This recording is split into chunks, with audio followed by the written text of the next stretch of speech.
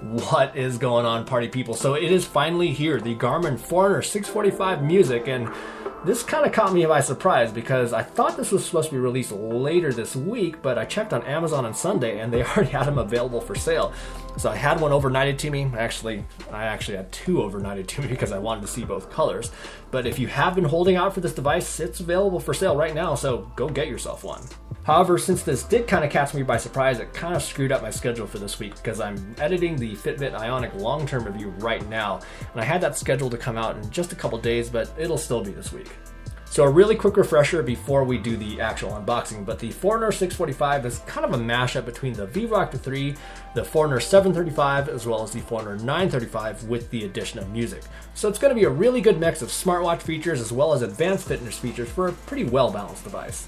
But obviously the biggest feature is going to be the music storage and playback with the ability to hold, I think, 500 tracks that have to be transferred via PC, even though it does have Wi-Fi. And then you'll get the iHeartRadio as well as Deezer offline playlists.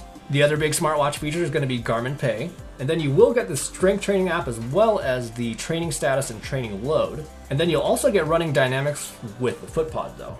However, you're not going to get open water swimming nor multi-sport or triathlon modes. And although it does have both Bluetooth Smart as well as ANT Plus sensor support, it won't support power meters. And then one last thing I just noticed is that the vivoactive 3 does support live track via Garmin Connect, but the 645 also supports Strava Live segments and Strava beacons, so I think that's pretty darn cool. Alright, we have waited long enough, and I'm not referring to me just rambling on there. I'm talking about the fact that, Garmin finally has a device with music on it. So let's get this thing unboxed. Alright, red or black first? Let's do the red, actually. Alright, first and foremost, it's a pretty small box. Okay, so we have the charging clip, which I'll have comments about this a little bit later. Instructions, of course, and let's check out the watch itself. So this is the red band, or what do they call this color exactly?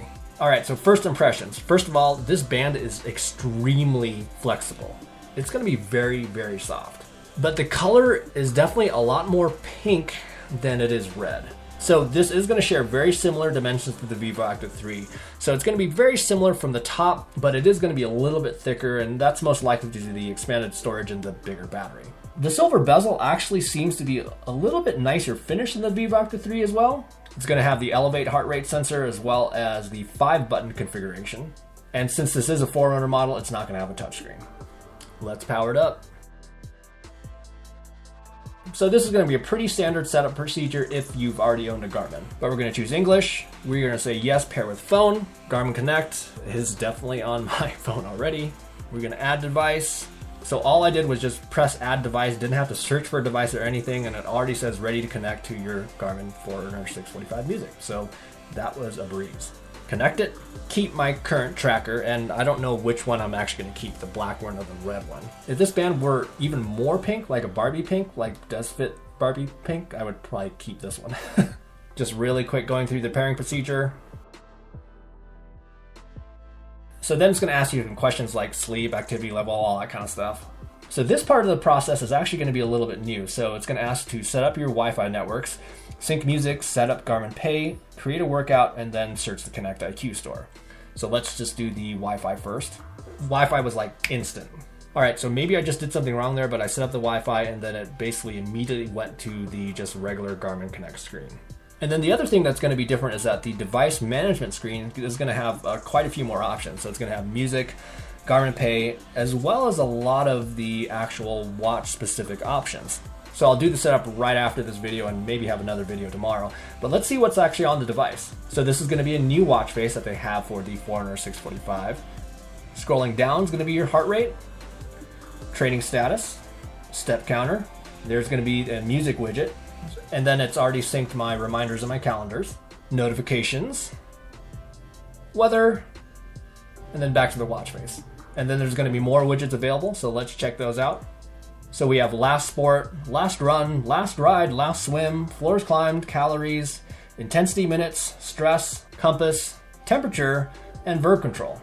And then for the activity profiles, let's go ahead and check those out as well. So it does appear that it's a slightly different layout for the start screen here.